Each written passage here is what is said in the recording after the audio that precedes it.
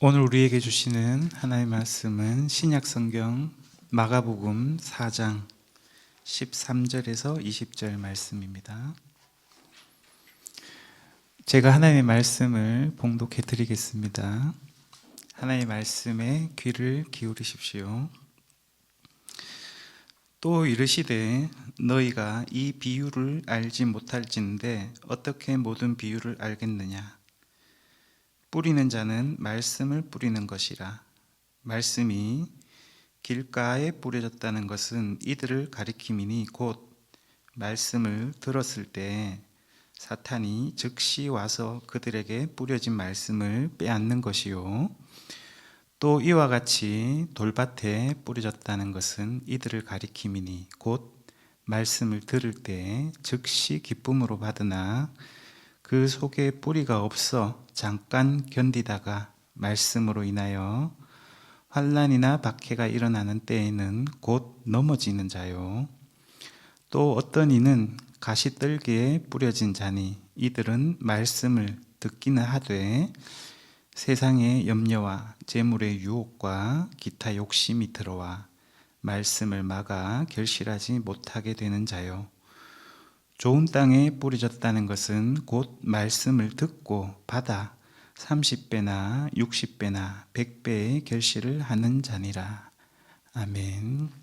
이것은 하나님의 말씀입니다. 하나님께서 이 말씀을 통해서 오늘 우리에게 은혜 주시길 바랍니다.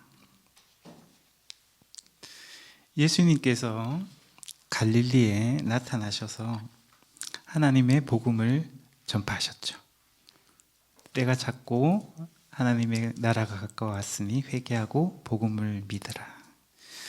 하나님 나라가 이 땅에 임함에 대해서 우리가 어떤 것으로 반응을 해야 됩니까? 회개하고 돌이키는 것, 그리고 복음을 신실하게 믿고 따르는 것이겠죠.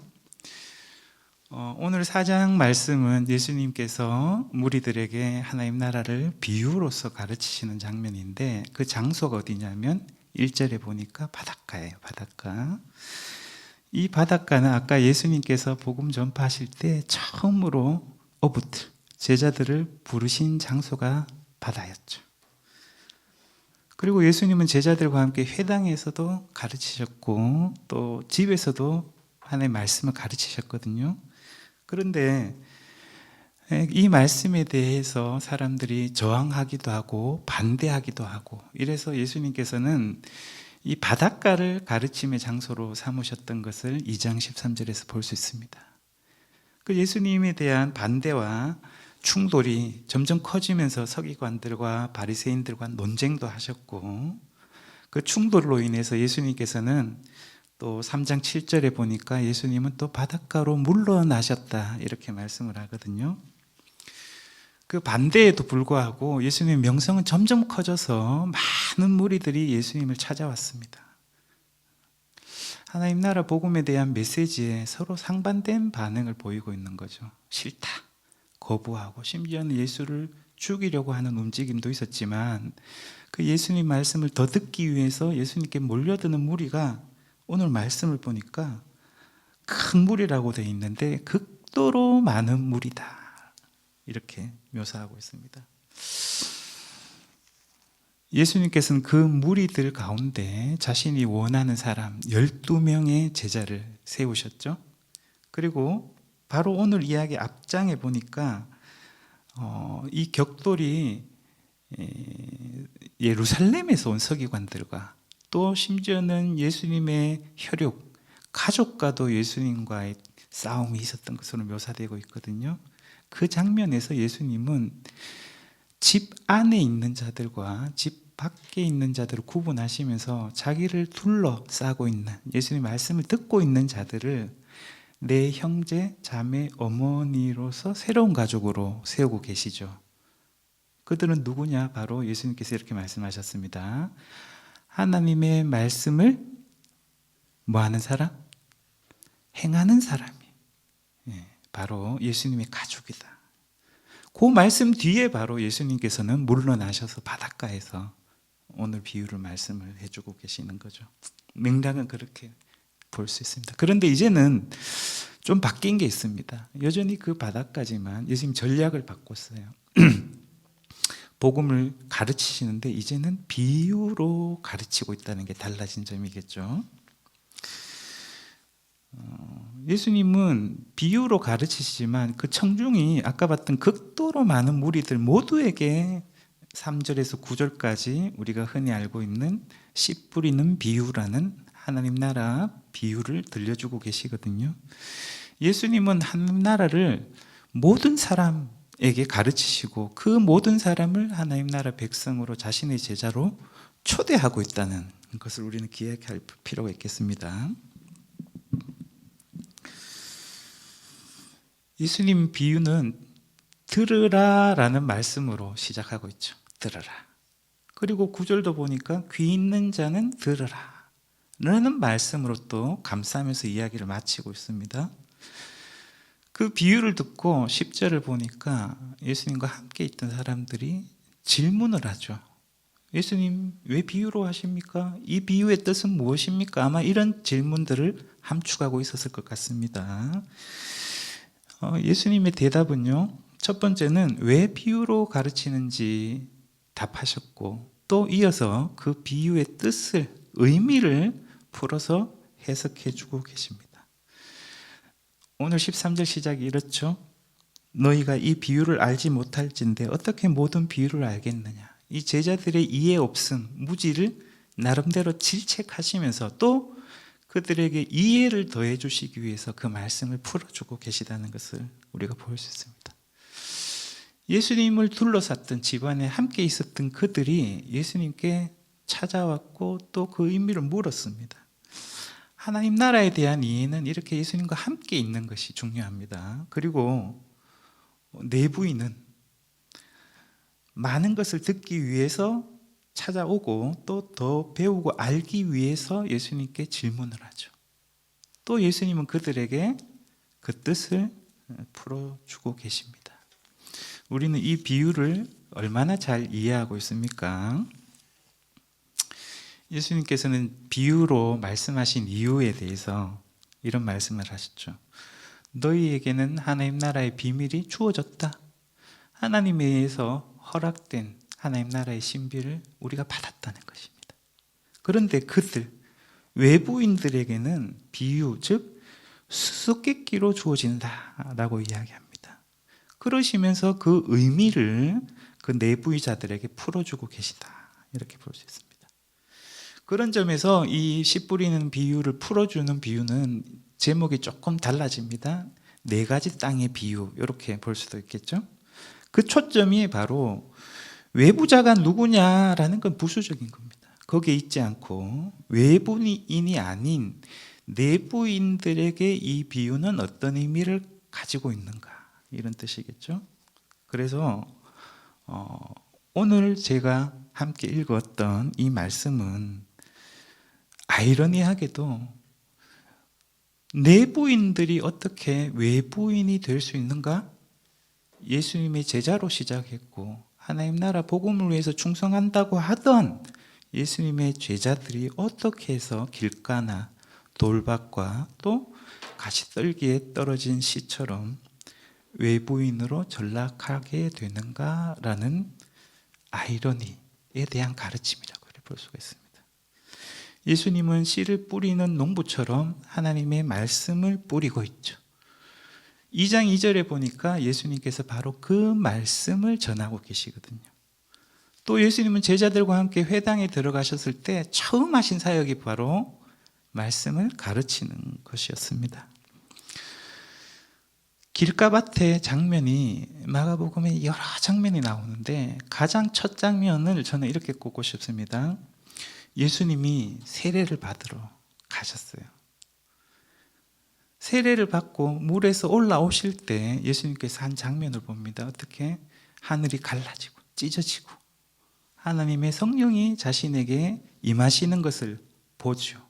또 듣습니다. 하늘 소리를. 뭐라고 합니까? 너는 내 사랑하는 아들이고 내가 너를 기뻐한다. 이 말은 뭐냐면 예수님의 정체가 무엇이고 그분이 감당해야 될 사명이 무엇인지 예수님이 지금 하나님께 소명을 받고 있는 장면입니다. 하나님의 아들로서, 또 이스라엘의 왕으로서, 주님의 종으로서 사명을 감당하라는 말씀을 예수님이 들었을 때 곧 성령께서 그를 광야로 쫓아내시고 그때 사탄이 등장합니다. 예수님을 시험하는 장면이죠. 이렇게 사탄은 말씀이 뿌려지는 곳에 즉각 달려들어서 그 말씀을 빼앗으려고 시도를 합니다.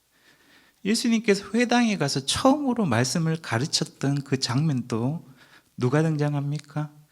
더러운 영에 사로잡혀 있던 사람이 예수님한테 뛰어나오죠.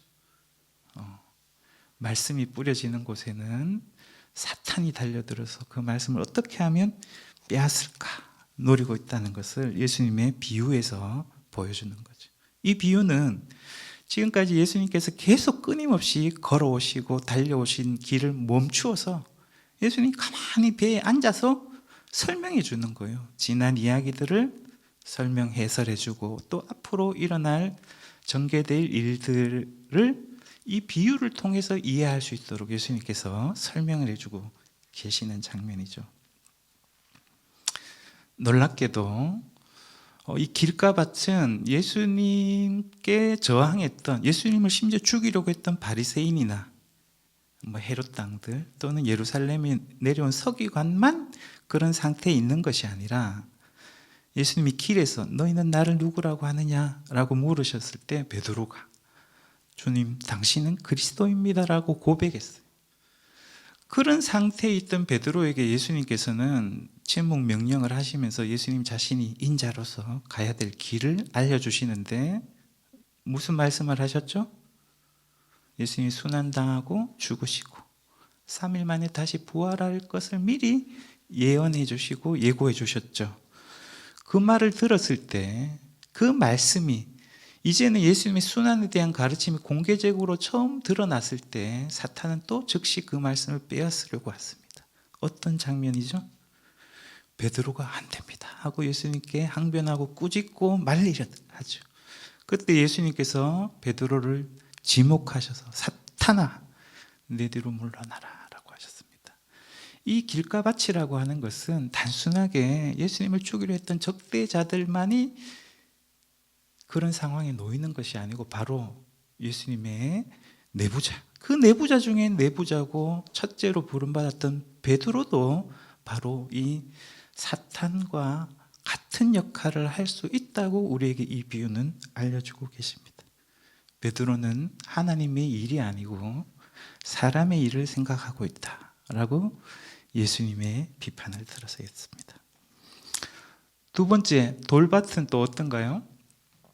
예수님은 이렇게 예지력이 있고 모든 것을 꿰뚫어 보시는 것 같아요. 이 시몬, 어부였다가 예수님께 부름을 받은 안드레의 형제였던 시몬을 산 위에서 12를 세우실 때 가장 먼저 뽑아내시고는 그에게 별칭을 붙여주시는데 그 이름이 우리가 잘 알고 있는, 본명도 아닌데 본명처럼 알고 있는 베드로. 이게 돌이란 뜻입니다. 돌. 그래서 이 돌밭은 베드로를 위시한 이 12이 어떻게 예수님의 길을 따르는 데 있어서 실패한 것인지를 이 돌밭의 비유가 잘 보여줍니다. 그래서 이들은 어떻습니까? 말씀을 들을 때 즉시 기쁨을 받았죠.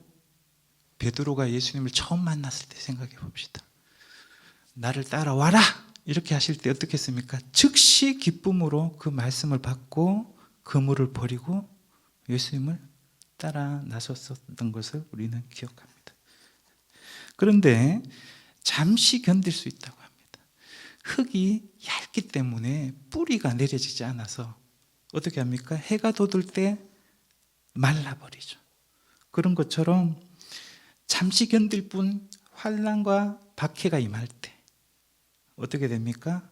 또 반대로 즉시 넘어지고 실족하게 된다. 예수님께서 이렇게 말씀하십니다. 예수님께서 14장에 가보면 27절에 예수님 이런 예언을 하십니다. 너희가 다 나를 버리겠다. 이 말이 뭐냐면 너희가 나로 말미암아 실족하게 될 것이다 이런 뜻이거든요. 베드로가 아닙니다. 다 다 예수님 버릴지라도 나는 그렇지 않을 것입니다 라고 막 호언장담을 하셨죠. 근데 예수님 그에게도 예언을 하셨습니다.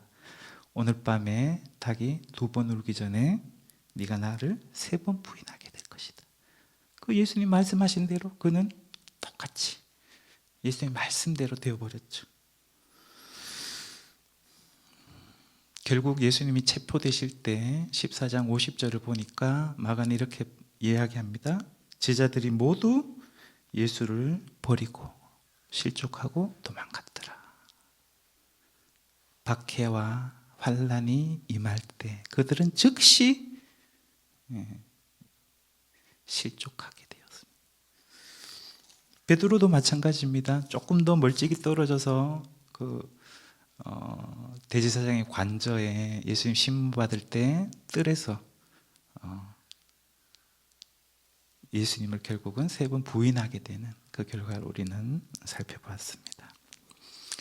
3번째 밭에 대한 예수님의 설명은 가시떨기에 뿌려진 것인데요. 말씀을 듣습니다. 자, 제가 설명을 조금 놓친 게 있는데 이 4밭은 모두 예수님의 말씀을 들은 자들입니다. 그런데 첫 장면에서 길가는 어떻습니까? 이걸 받아들이지 못했습니다. 사탄이 뺏어간 것도 있지만 자신이 그것을 받아들이지 않았기 때문에 빼앗긴 것이기도 하죠. 그죠? 사탄의 책임이네. 그것만 있지 않습니다. 그 말씀을 받아들이지 못한 당사자의 책임도 있다는 걸 알아야겠죠. 그리고 돌밭에 뿌려진 씨는 듣기도 하고 받아들이기도 했지만, 그죠? 가시떨기는 어떻습니까? 자라기까지 합니다. 그런데 갑자기 이 세대의 염려, 재물의 유혹, 기타 욕심이 찾아듭니다. 그리고는 자라고 있는 그 식물을 막아서 질식을 시키는 거죠. 그래서 결실이라는 단어는 언급되고 있어요, 처음으로. 하지만 결실하지 못하는 자들이다, 이렇게 말하고 있습니다. 아마 여러분들이 이 말씀을 잘 들어서 알 겁니다. 재물의 유혹 때문에 예수의 제자가 되지 못했던 부자. 10장 22절을 보니까 그 사람은 재물이 많은 고로 이 말씀으로 인하여 슬픈 기색을 띠고 근심하여 가니라. 예수님의 말씀을 듣고도 그 말씀을 따르지 못하는 결과에 이르렀죠. 이 외에도 헤롯 같은 경우나 빌라도도 이야기를 합니다. 헤롯 같은 경우는 6장 26절에 왕이 근심하나 자기가 맹세한 것과 그 앉은 자들로 인하여 그를 거절할 수 없는지라, 이렇게 말합니다. 자신의 위신, 권력과 명예, 사람들에게 맹세한 것, 이것 때문에 요한에게 들었던 질책, 또 제자들 그 선교 명령에서 나오는 것처럼 회개하라는데 결국은 반응하지 못하는 가시떨기에 떨어진 자와 같은 그런 모습을 볼 수 있습니다. 근데 이제 우리가 주목한 것처럼 이 4가지 땅의 비유를 그 외부인들보다도 그건 부차적인 겁니다. 제자들의 상황과 결부시켜서 어떻게 읽을 수 있겠는가, 이게 관심 아니겠습니까? 재물의 유혹, 2세대의 염려, 어떤 상황이 있냐면요, 오병이어 장면에서 사람들이 너무 많아요. 해는 저물어 가고 있고 제자들이 예수님께 이런 말씀을 합니다. 예수님, 무리를 보내가지고 두루 촌과 마을로 가서 무엇을 사 먹게 해주십시오. 이 무리를 감당할 수 있는 그게 없는 거예요. 걱정, 근심이 가득한 차이로 있는 겁니다. 예수님께서 뭐라고 합니까? 너희가 먹을 것을 줘라, 이럴 때 그들은 이 견적을 뽑아냅니다. 똑똑한 사람들이에요. 우리가 가서 200데나리온의 떡을 사다 먹이리까? 돈이 없으면 이 무리를 어떻게 굶주림을 해결하고 배를 채워줄 수 있겠습니까? 이렇게 걱정을 하고 있는 모습을 볼 수 있습니다. 똑같이 한 번 더 예수님을 떡으로 무리를 먹이신 이야기 장면에서 예수님이 그들을 굶겨가지고 보내면 안 될 텐데 이런 말씀을 하셨을 때 제자들은 이렇게 말합니다. 이 광야에서 어디에서 누가 떡을 얻어가지고 이 사람들을 배부르게 할 수 있겠습니까? 라고 하죠. 이 세대의 염려이면서 또 재물에 대한 그런 어떤 필요, 거기에 사로잡혀 있는 제자들의 모습을 볼 수가 있습니다. 갈릴리에서 마지막 항해를 할 때 제자들은 떡 가져가는 걸 잊고서는 우리에게 떡이 없다, 또 근심에 빠지고 있는 장면을 볼 수가 있습니다. 예수님을 팔아 넘긴 사람이 누굽니까? 가룟 유다죠. 14장에 가보니까 대제사장 서기관을 찾아가 가지고는 예수님을 팔아 넘기려고 하죠. 이렇게 말합니다. 그들이 듣고 기뻐하여 돈을 주기로 약속하고 유다가 예수를 어떻게 넘겨줄까 하고 그 기회를 찾더라. 예수님하고 하찮은 돈이랑 이렇게 바꿔치기를 하고 있는 가룟 유다의 모습을 우리가 볼 수가 있습니다. 기타 제자들은 어떤 욕심을 부립니까? 권력과 명예에 대한 욕심이 있었죠. 그래서 길을 가는데 예수님이 너는 뭐 갖고 길에서 싸웠냐 하니까 서로 누가 크냐고 싸우고 있었어요. 그래서 그들은 예수님 앞에 아무 대답도 할 수가 없었죠. 베드로와 더불어서 예수님의 수제자, 인사 중에 인사, 세 제자에 포함되고 있는 세베대의 아들들 누굽니까? 야고보와 요한도 예수님께 이런 요청을 했습니다. 주의 영광 중에서 우리를 하나는 주의 우편에 하나는 좌편에 앉게 해주십시오. 이렇게 말합니다. 요즘식으로 말하면 좀 질 낮은 이야기가 될지 모르겠지만 내 장로를 좀 뽑아주면 안 됩니까? 내가 셀 리더가 되고 싶은데 연차가 이만큼 됐는데 왜 나는 셀 원들을 안 채워줍니까? 이런 비슷한 상황이라고 할까요? 그럼 이제 네 번째 밭에 다다랐습니다. 좋은 땅, 비옥한 옥토지요. 이 비유는요, 말씀 씨가 문제가 있어서 결실 안 한 거 아닌가? 아닙니다. 아주 좋은 종자를 뿌린 거예요. 말씀의 그 생명력에 문제는 전혀 없습니다. 문제는 이제 뭐라고 하는 겁니까? 땅의 성질.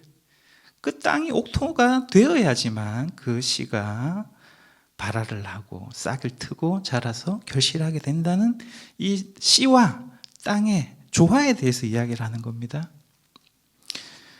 이 좋은 땅은 말씀을 듣고 받아서 말씀을 듣고 또 받아들인다는 겁니다. 자기 삶에 그것을 내면화하기로 결단을 하고 그 말씀을 따라 순종하고 살아가는 것을 말합니다. 그럴 때 30배로 또 혹은 60배로 100배로 기대할 수 없는 그런 풍성한 결과를 얻게 될 것을 보여주고 있습니다. 예수님이 처음 3절에서 9절까지 보였던 말씀, 비유와 또 해석을 잘 조합해서 봅시다. 씨는 싹을 틔워야 되고, 그죠? 또 자라야 되고, 결실해야 되는 건데, 들음으로 그냥 끝나는 사람들이 있다는 겁니다. 길가에 뿌려진 사람들, 새가 와서 먹는 사람. 이 사람들의 특징은 완고함입니다. 완고함. 말씀 듣기를 싫어하는 겁니다. 듣지만 싫어요. 안 듣기를 바라는 거죠. 바리새인들처럼 마음이 완악한 사람들입니다. 제자들도 그런 순간이 올 수 있죠. 내가 원하던 그런 말을 예수님이 해주셔야 되는데 내가 듣기 싫은 말씀이라는 거예요. 그래서 제자들이 실족할 때 보면 예수님이 체포되니까 도망가는 게 아닙니다. 예수님께서 성경을 이루겠다고 하시는 그 말씀이 싫어서, 그렇게 성경이 이루어지는 것이라면 나는 예수님 버리겠다고 실족한 것입니다. 뿌리가 없어서 말은, 그래서 성장하지 못했던, 말씀을 듣고 받기는 하지만 환난이 일어나면 넘어졌던 그 사람들의 특징은 얄팍함입니다.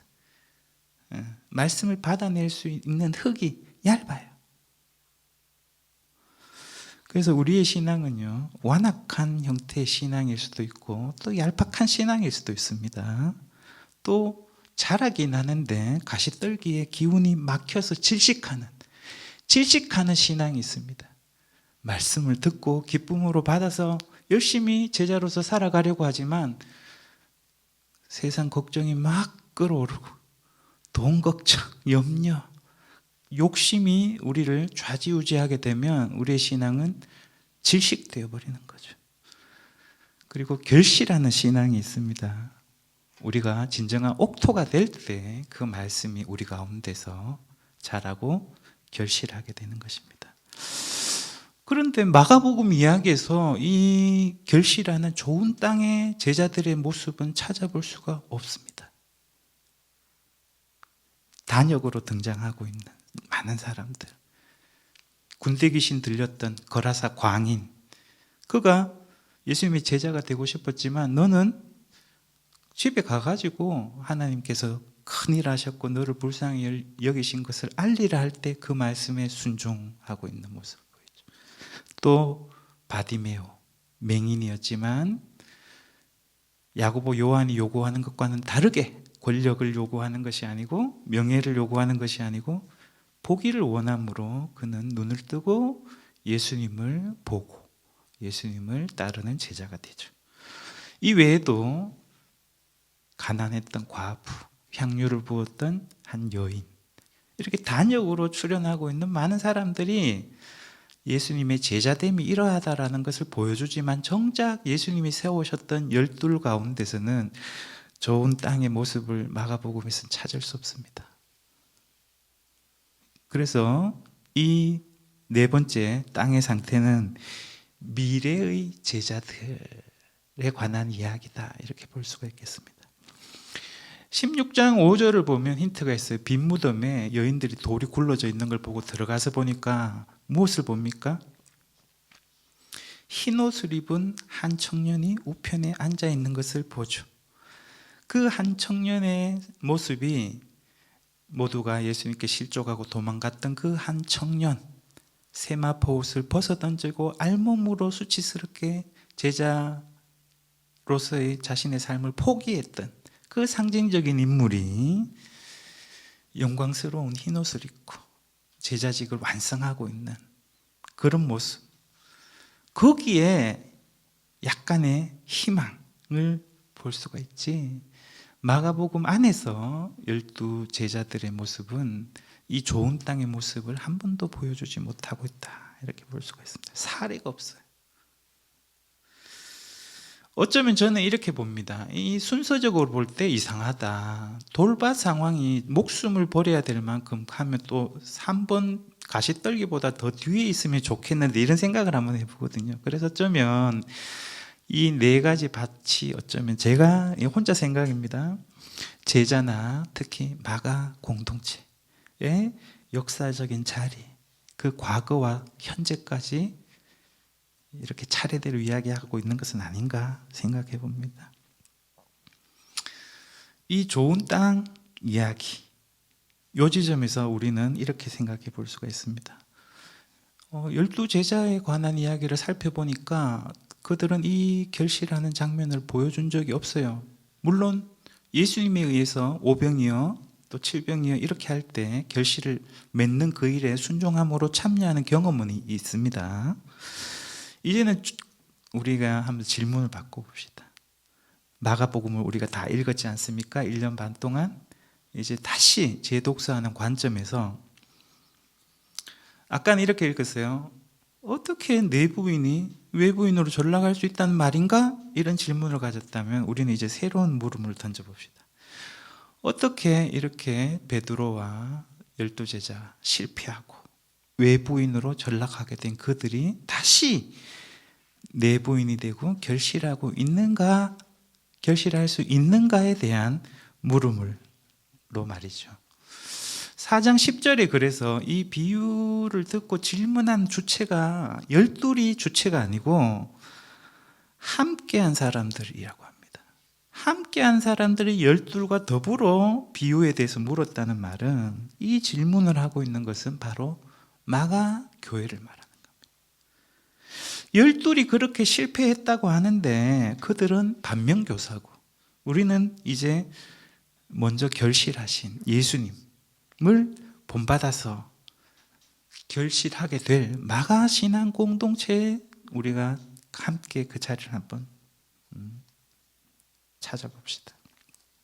예수님은 하나님 나라의 비밀에 대해서, 신비에 대해서 지금 10절에서 11절까지 말씀하시는데요, 예수님 자신에 관한 이야기입니다. 예수님은 하나님 나라를 이 땅에 가져오신 분인데 자신의 신분을 숨기시고 계시다는 겁니다. 예수님이 도대체 누구인지 귀신들도 묻고 있고요. 또 서기관도, 무리들도 묻습니다. 야, 이 사람의 권위 있는 가르침, 그가 누구기 때문에 귀신도 명령하는데 순종하지? 이런 말. 또 예수님이 그 중풍병자의 죄를 산다고 선언하셨을 때 서기관들도 속으로 생각합니다. 이거는 하나님만 할 수 있는 일인데 이건 누구? 이렇게 이야기를 하죠. 또 이 비유가 끝나고 바다 여행을 시작하는 장면에서 제자들은 광풍을 진압하는 예수님의 모습을 보고 이렇게 말하죠. 그들이 심히 두려워하여 서로 말하되 그가 누구이기에 바람과 바다도 순종하는가.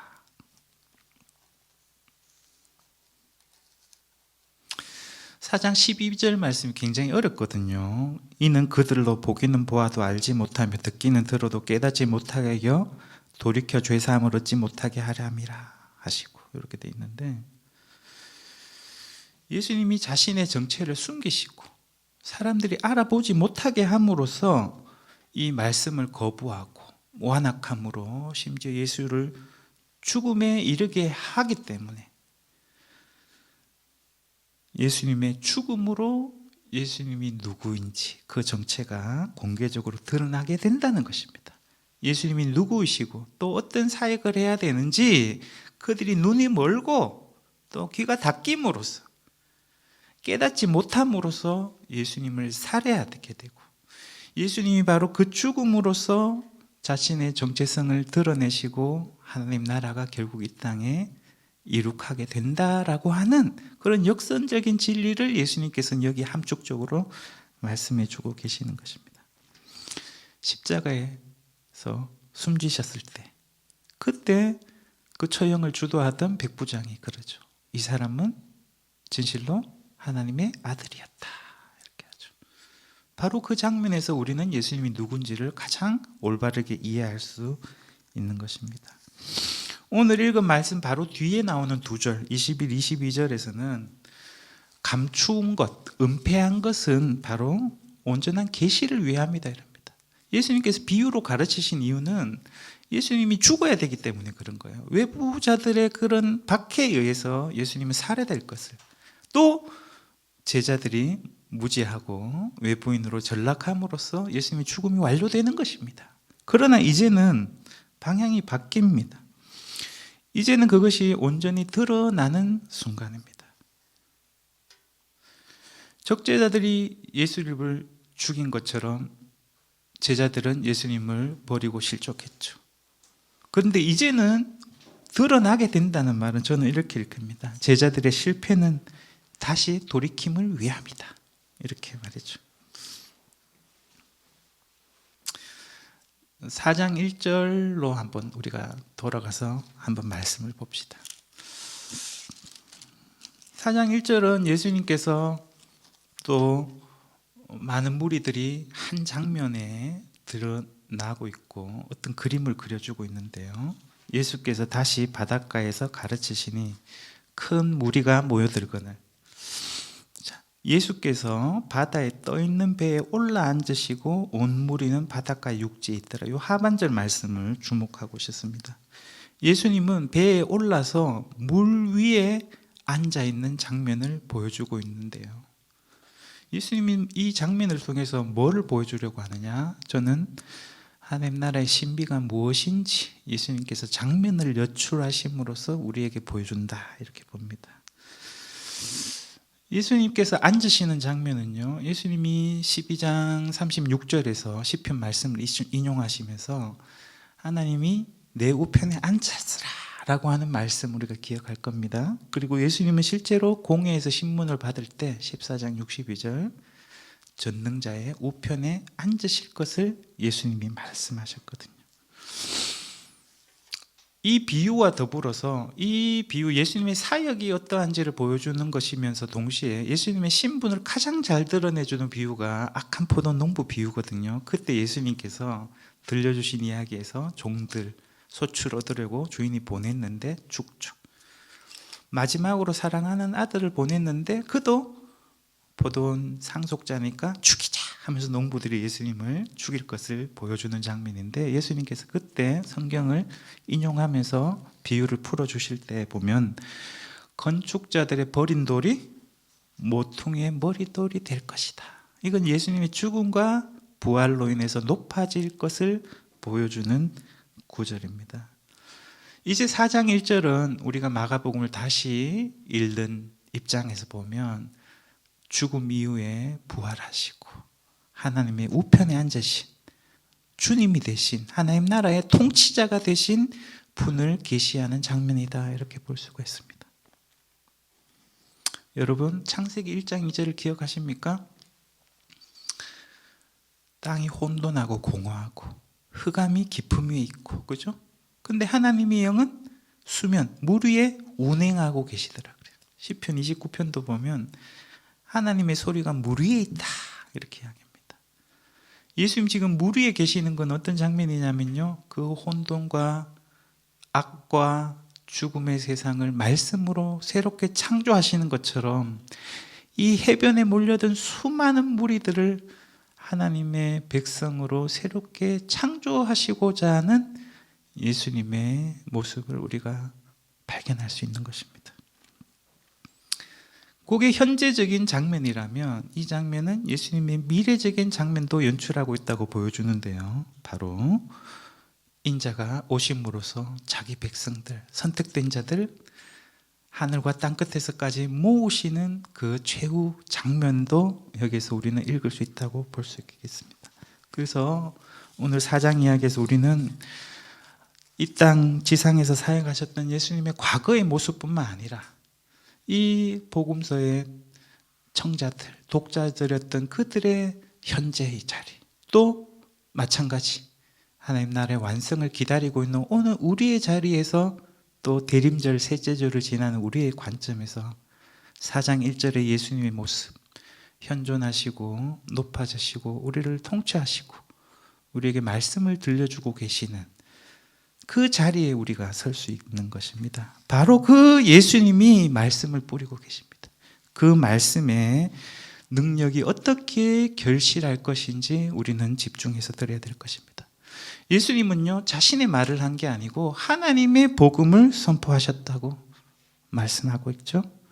그리고 예수님이 제자들을 부를 때 자신이 신적인 권위로서 이렇게 말했습니다. 내가 너희를 사람 낚는 어부가 되게 하겠다 라고 말입니다. 이 비유를 들려주시면서 들으라 라고 하시는 그 주님의 말씀이요, 여러분, 그냥 성경에 기록된 문자 정도로 여길 것입니까? 아닙니다. 바로 그 말씀, 예수님이 들려주시는 말씀은 살아계신 지금 주님이 되신 바로 하나님과 동등한 분으로서 우리에게 주시는 명령이라는 것입니다. 예수님께서 세 가족들, 자기를 둘러앉은 자들에게 말씀하셨습니다. 내 형제 자매 어머니 누구라고요? 하나님의 뜻대로 행하는 자다라고 예수님께서 자신과 또 자신과 함께하는 자들을 세 가족으로 정의했습니다. 예수님이 먼저 하나님의 뜻을 붙잡고 순종하고 그것을 지켜 행하신 분이었죠. 그래서 예수님이 가족이 되기 위해서는 우리도 그 말씀을 따라야 되는 것입니다. 씨앗의 생명력에 대해서는 우리가 의심할 것이 없습니다.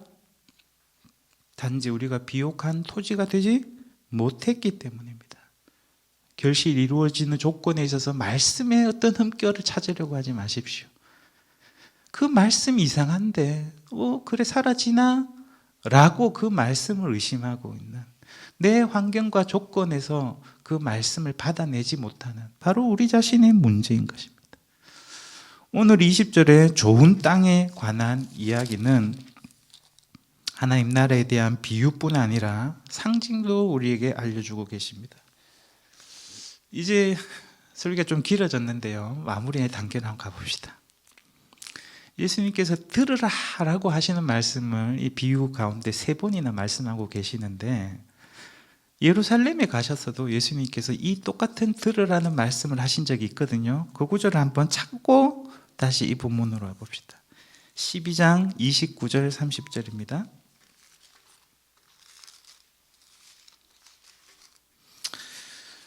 예수님이 예루살렘에서도 논쟁을 하셨는데 성경에서 첫째 되는 계명이 뭡니까? 라고 하는 그 질문에 예수님이 답을 주시는 말씀이 29절 30절인데요 29절 예수께서 대답하시되 첫째는 이것이니 이스라엘아 들으라 곧 우리의 하나님은 유일한 주시라 내 마음을 다하고 목숨을 다하고 뜻을 다하고 힘을 다하여 주 너의 하나님을 사랑하라 하신 것이요 둘째는 이것이니 내 이웃을 내 자신과 같이 사랑하라 하신 것이라 이보다 더 큰 계명이 없느니라 이렇게 말합니다. 이게 우리가 많이 들어보셨던 쉐마 이스라엘 들으라 이스라엘아. 예수님은 지금 씨 뿌리는 비유를 쉐마로서 우리에게 말씀하고 있는 것입니다. 그것은 하나님을 어떻게 사랑하는 거라고요?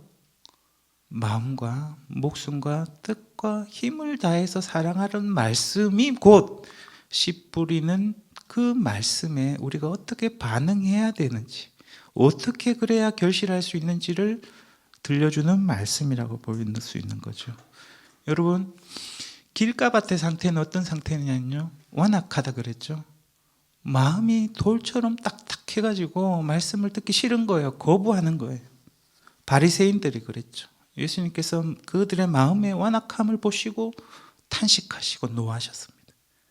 그런데 6장 52절이나 8장 17절을 보니까 예수님의 제자들이 마음이 둔한 상태, 깨닫지 못하는 상태에 있더라는 것입니다. 이건 어떤 거냐? 우리의 마음을 오롯이 하나님께 바치지 못하는 상태입니다. 하나의 마음으로 하나님을 상대하는 것이 아니고 나뉜 마음으로, 두 마음으로서 하나님을 섬긴다고 하고 사랑한다고 하면서 다른 마음을 품고 있는 것을 말합니다. 예수님의 말씀을 듣는데 우리의 마음을 다해서 신실하게 예수님의 말씀을 듣는 것이 아니라 오롯이 한 마음을 바치지 못하고 다른 꿍꿍이, 다른 마음이 우리 속에 자리 잡고 있는 상태인 것입니다. 주님께 온 마음을 바쳐야 됩니다. 돌밭은 어떻습니까? 예수님께 목숨을 바치지 못하는 상태입니다.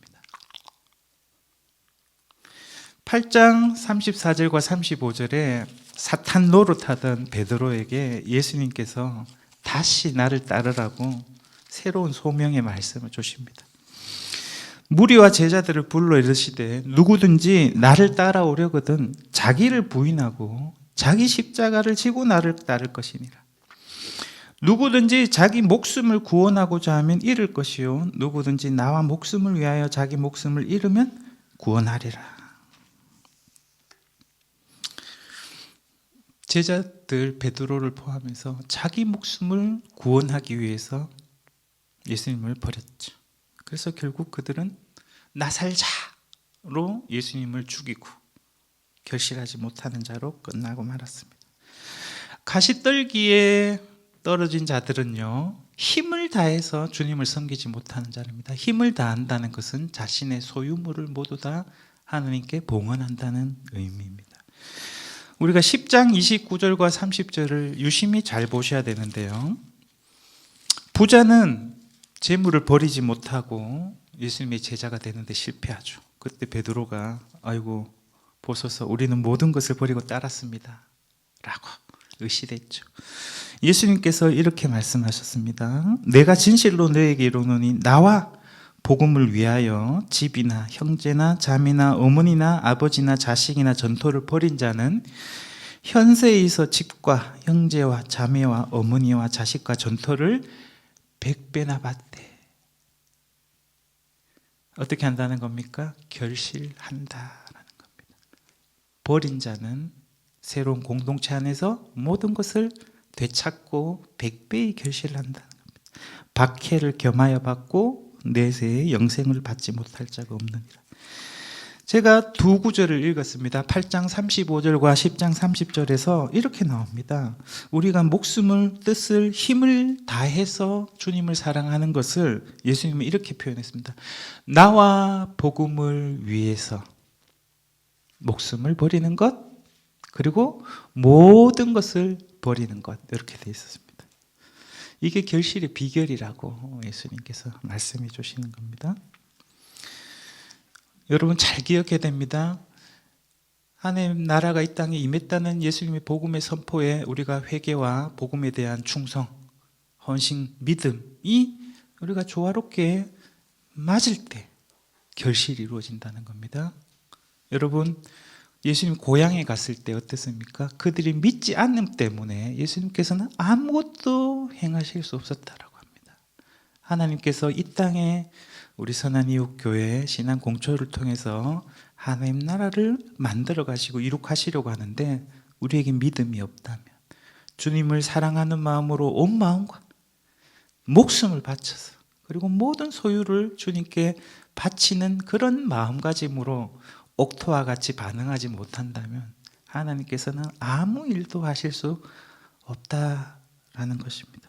여러분 예수님이 바로 그 주님이 되셨다는 것입니다. 물 위에 앉으셨다는 것은 우리가 마음과 목숨과 뜻과 힘을 다해서 섬겨야 될 주님이 바로 예수님이라는 겁니다. 여러분 오늘 우리가 예수님을 새롭게 보고 들었으면 좋겠습니다. 예수님 왜 비유로 가르치십니까? 비유라는 것, 우리 윤 목사님이 잘 알려주시는 것처럼 하나님 나라의 통치자의 명령입니다. 왕의 말씀인 거죠.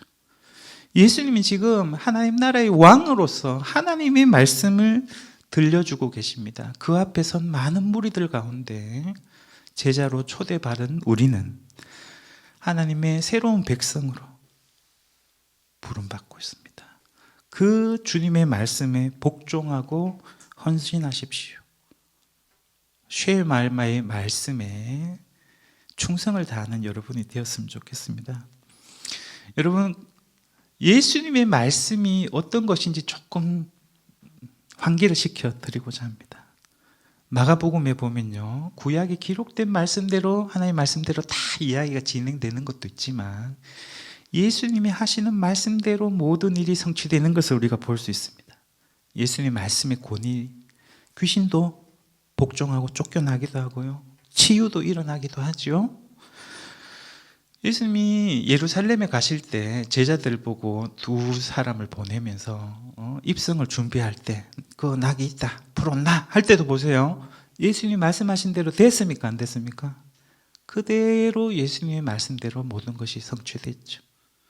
6월절 식사를 준비하는 장면에도 어떻습니까? 가면 물동이 든 사람 만날 테고 그 사람한테 준비하라고 해라 라고 예수님과 제자들이 함께할 예수님의 방을 마련하는 과정에서도 예수님의 말씀대로 모든 것이 성취되는 것을 제자들은 경험했다는 것이죠.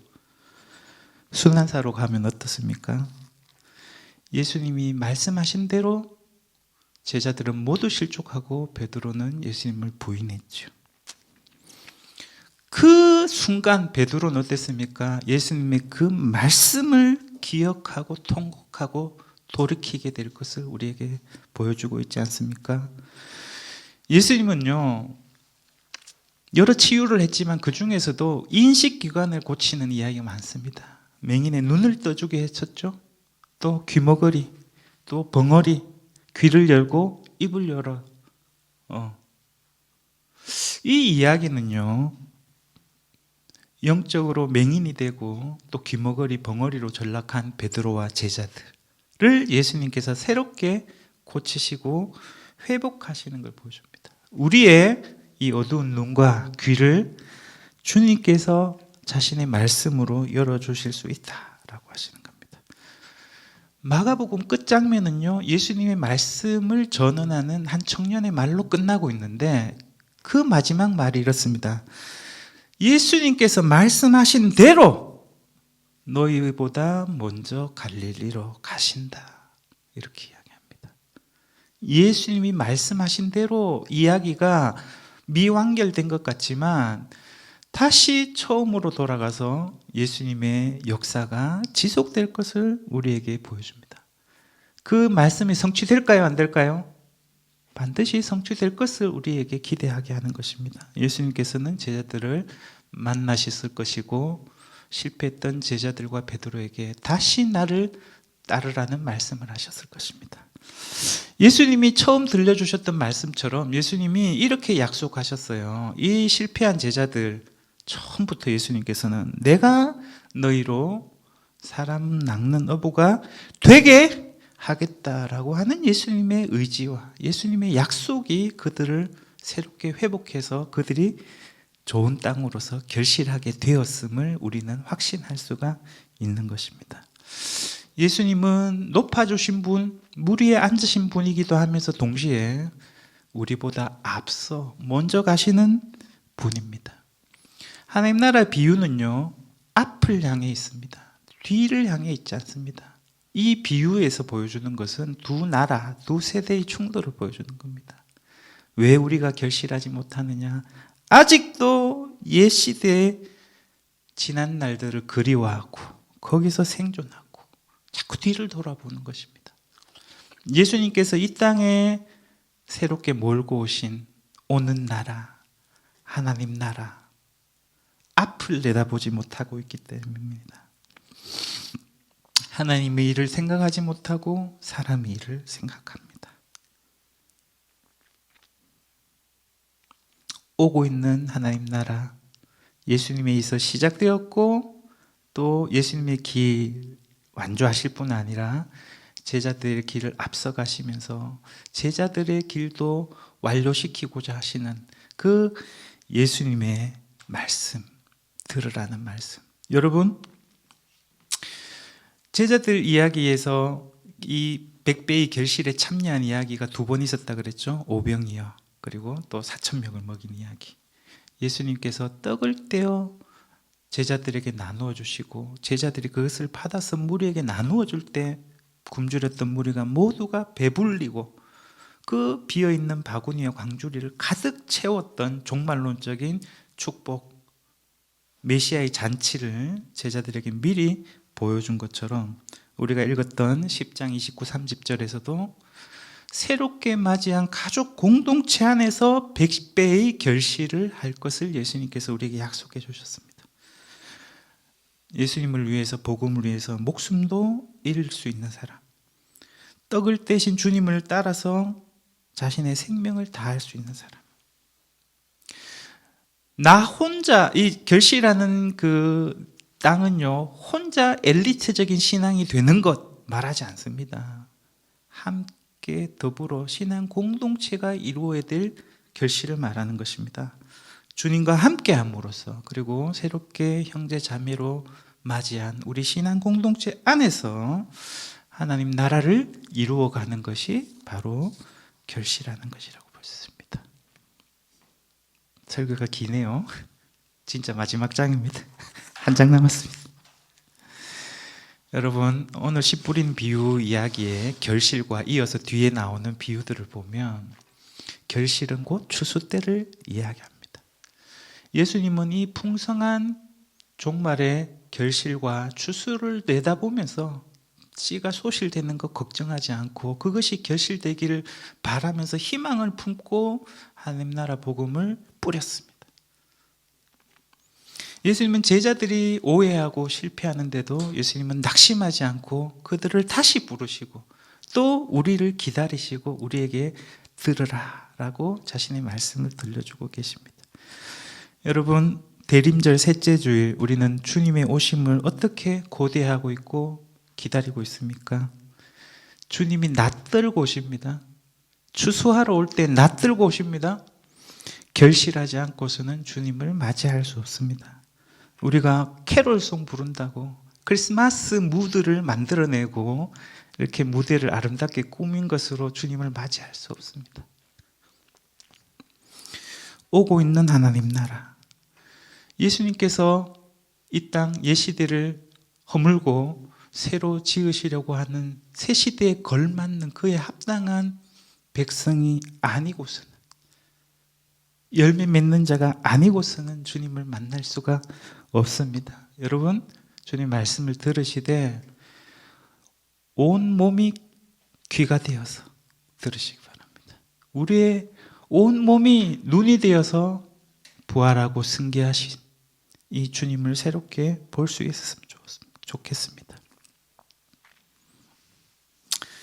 성경에요 기록된 이 말씀을 우리는 그저 문자로 보거나 특히 비유가 너무 초라한 비유잖아요. 뭐 농사 옛날 구닥다리 이야기도 아니고 이게 뭔데 이렇게 생각하기 쉬운데, 이 예수님의 말씀은 우리의 온 인격을 다하고 또 우리의 인생을 걸고 붙잡고 받아들여야 될 말씀입니다. 우리가 지켜내고 반드시 이루어야 될 하나님의 말씀인 겁니다. 들으십시오. 들음을 멈추지 말고 계속 들으십시오. 이 비유에서 보여주는 것처럼 어떤 장애물들의 방해에도 넘어지지 마시고 자신의 모든 것을 걸고, 우리가 결실하지 못하는 이유는 우리의 마음을 바치지 않기 때문에, 우리의 목숨도 바치지 않고 우리의 소유도 바치지 않으려는 그 얄팍한 마음으로 살아가기 때문에, 하나님에 대한 오롯한 충성, 헌신이 없기 때문에 우리가 결실하지 못한다라고 말을 하고 있는 것입니다. 여러분, 세상의 마음 뺏기지 마십시오. 모든 것을 버린다면서 정작 자신을 버리지 못했던 제자들을 생각해 보십시오. 심지어는 주님과 함께 죽겠습니다라고 호언장담도 했었습니다. 예수님은 그런 제자들도 돌이키도록 새롭게 부르십니다. 하나님의 말씀 진짜 믿어야 됩니다. 여러분, 온전하고 흠이 없고 능력 있고 반드시 성취해야 되는 그 하나님의 말씀의 능력을 믿으십시오. 문제는 내가 옥토가 아닌 거라 했죠. 우리가 순종해야 하나님의 나라를 살아내야 되는 것입니다. 결실 나중에 할게 이런 게 아니고 바로 지금 이 순간 들음으로써, 그 말씀을 받아냄으로써 지금 결실하는, 오늘 여기에서 오는 하나님 나라의 미래를 살아내야 되겠습니다. 여러분, 오늘 초점은 쉽습니다. 마가복음에서 지금까지 버리라는 이야기 많이 들었죠? 다 버려라. 집도 버리고 가족도 버리고 재산도 버리고 다 자기도 버려라. 자기 부인해라. 자기 십자가 져라. 오늘은 다른 단어를 제가 한 개 가져온 게, 그거 보면 쉐마 말씀에 나오는 다 한다. 다 한다. 뭡니까? 마음을 다하여, 목숨을 다하여, 뜻을 다하여, 힘을 다하여 전심전력하는 예수님의 제자들이 되었으면 좋겠습니다. 여러분, 우리의 온 마음으로 주님을 사랑하고 목숨을 바치고 주님 나라와 우리의 신앙 공동체를 위해서 자신의 재산도 허비할 줄 알고 100배의 결실 속에서 주님을 맞이할 수 있는 그런 준비가 된 교회가 되었으면 좋겠습니다. 그 하나님 나라를 소망하면서 옛 시대를 돌아보지 말고 앞으로 나아가는, 앞에 가신 주님을 따르는 선한 이웃교회, 또 이 하나님의 나라를 이 신앙 공동체 안에서 새로운 가족을 지켜내는 것으로서, 나 혼자 신앙생활 잘하는 것이 아니라 우리가 형제 자매 됨으로써 결실을 이루어 나가는 우리 모두가 될 수 있기를 바랍니다. 기도하겠습니다.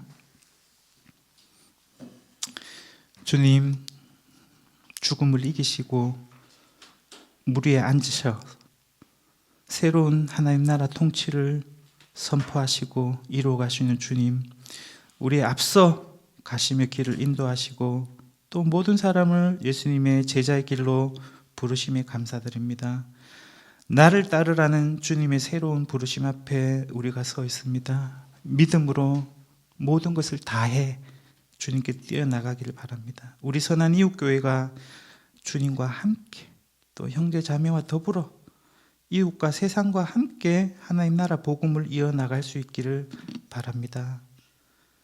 주님 말씀의 능력으로 또 우리의 순종함으로 30배, 60배, 100배의 결실을 바랍니다. 우리의 모든 것을 다하여 주님 나라를 위해서, 예수님과 복음을 위해 모든 것을 다할 수 있는 우리가 될 수 있기를 바랍니다. 우리 마음속에 믿음과 충성과 헌신을 허락해 주셔서 전심전력할 수 있는 자들 될 수 있게 해 주옵소서. 주님 오심을 바라며 예수님 이름으로 기도합니다. 아멘.